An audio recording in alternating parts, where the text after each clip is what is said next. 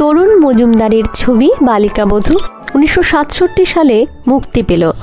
তার আগে আবহ সঙ্গীত তৈরির সময় একটি জায়গায় পরিচালক হেমন্ত মুখোপাধ্যায়কে বললেন, এইখানটা একটু অন্য রকম হলে ভালো হয়। হেমন্তবাবু বদলটা চাননি, কিন্তু পরিচালককে সম্মান দিতেই আবহের কিছু অংশে নির্দ্বিধায় পরিবর্তন আনলেন। তখন কিন্তু বাংলা ছবিতে ওর কাজের বয়স 20 বছর পেরিয়েছে। খুব সম্ভবত ইন্দিরাতে প্রিমিয়ার শো হয়েছিল বালিকাবধূর।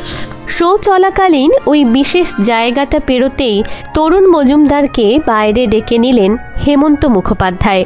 বললেন, ভাগ্যিস আপনার কথাটা মেনে নিয়েছিলাম। এখন বুঝতে পারছি আপনি যেটা বলেছিলেন সেটা একদম ঠিক। কুণ্ঠাহীনভাবে এমন করেই নিজের দোষ কবুল করতে পারতেন হেমন্ত মুখোপাধ্যায়।